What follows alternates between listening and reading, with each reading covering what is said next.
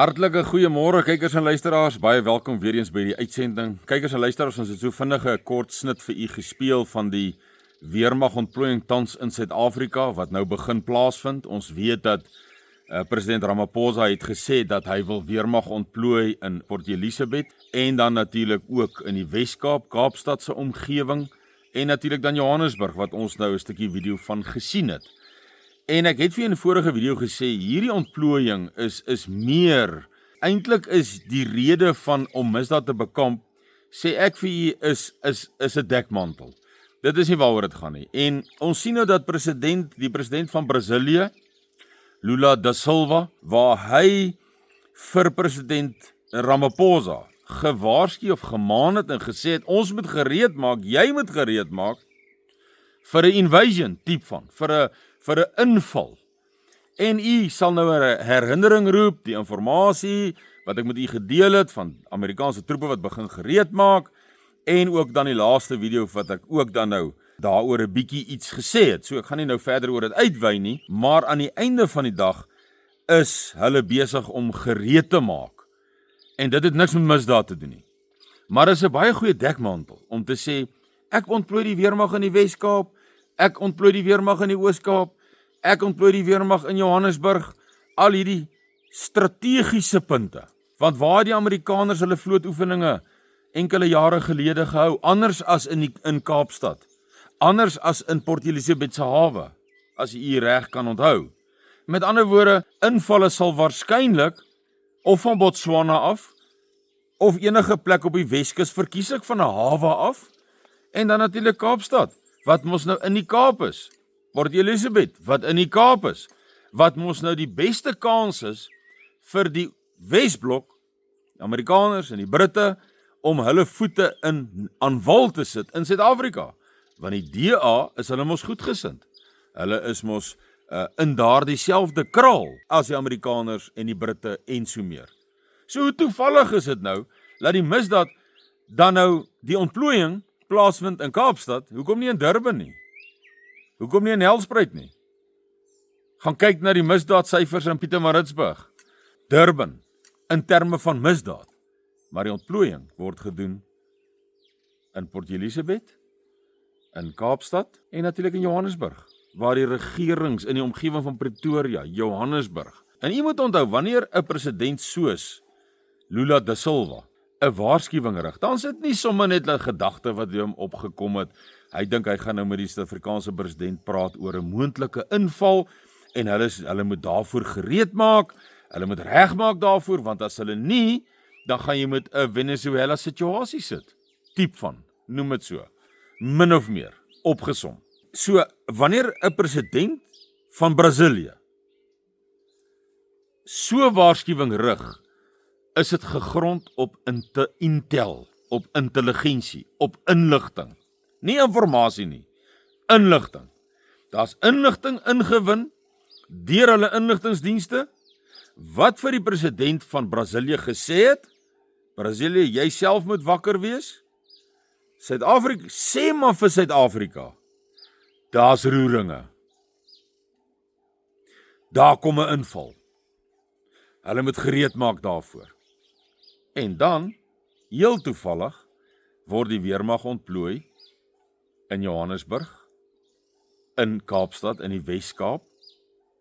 Al die punte, strategiese punte, het niks met misdaad te doen nie. Glo my vry. U sal die toekoms sal al hierdie dinge toets. Niks met misdaad te doen nie. So kykers en luisteraars, ek wou net graag hierdie onder u aandag bring. Baie belangrike artikel, baie belangrike uitspraak, baie belangrike waarskuwing. Hoekom sê ek baie belangrik? Want ons kan baie daaruit sien en leer en verstaan. Wanneer 'n president soos Lula da Silva van Brasilië, ek wil amper sê intelligensie waarskuwing kom rig aan Ramaphosa en sê, jy moet jou weermag reg hê. Jy moet ontplooi. Jy moet gereed wees. Hulle kom vir jou. Dis eintlik wat hy vir hom gesê het. Ek glo agtertoe deure het hy baie meer detail vir hom gegee. Hierdie is wat ons in 'n koerant uittrek. So ons moet maar die bietjie krummeltjies wat in 'n koerant artikel verskyn, moet ons in mekaar sit en die nodige lyne trek. Maar agtertoe deure kan ek vir u sê, het Da Silva vir hom gesê, hulle kom vir jou. Jy moet jou weermag ontplooi, en ons kan sien in die opleidingsgetalle die afgelope enkele jare, hoe dit toegeneem het, hoeveel meer, die ontplooiings wat ons nou begin sien, die betrokkenheid van die Chinese, in terme van finansiering van opgradering van militêre basisse, en toerusting, en alles daarmee saam, die Gibane, wat van die voertuie moes kom versien en regmaak, en weer in orde en werking kry, hierdie dinge gebeur nie mense in 'n maand of 2 se tyd nie. Hierdie dinge is oor jare wat dit in gereedheid kom, en reggemaak word, en opgerig word. Wanneer soldate ontplooi word, raak 'n baie latere fase in die gereedmaak, want dan het jy klaar fisiese ontplooiing. Voertuie is reg, logistiek is in plek, en die ontplooiing vind plaas. Nou gaan daar net 'n eskalasie van ontplooiing plaasvind. En ek sê vir u, dit is een van die meganismes wat president Ramaphosa in plek bring, in plek kry, om 'n inval vanaf die weste, dan dit te kan hanteer. Of dit hanteer gaan word, hoe dit gaan uitspeel, dit sal ons sien. Baie mense gaan grappe maak in die kommentare en foto's plaas en met mekaar deel en sê, maar kyk hoe lyk die weermag, dis hoe hy lyk, hulle het nie 'n katse kans nie. Hoe dit ook al sê, Afrika vat altyd 'n oorlogstede toe in die stad, gaan kyk na Rwanda, gaan kyk na DRC, gaan kyk, wat is daai een fliek, Black Hawk Down, gaan kyk gerus daardie fliek, dan sien jy hoe dat gewapende spesiale magte van die Amerikaners, hoe sleg dit met hulle gegaan het. Ek kan nou net nie die stad se naam onthou nie, maar Black Hawk Down, gaan kyk hom, op die waarheid gebaseer. Gaan kyk hoe gewapende manne tot die tand toe, gepanser, gereed, voertuie, hoe hulle pak gekry het in daai stad. Deur hierdie revolusionêres wat net met 'n AK in die hand hardloop, vanaf 9, 10, 13-jarige ouderdom en ouer. En dis 'n geveg wat jy nie maklik wen nie. En Amerika het nog nooit daardie tipe gevegte gewen nie. Hy het in Vietnam daardie tipe geveg verloor.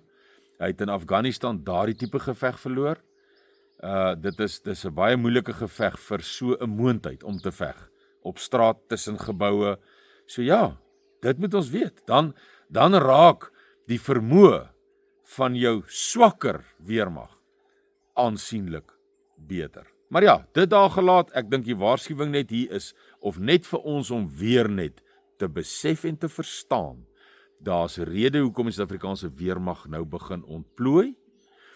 President Da Silva se waarskuwing sluit perfek aan by die strategiese ontplooiing, en daarin kan u en ek weet, dat hierdie ontplooiing raak 'n later fase, voordat fisiese konflikte sal begin plaasvind.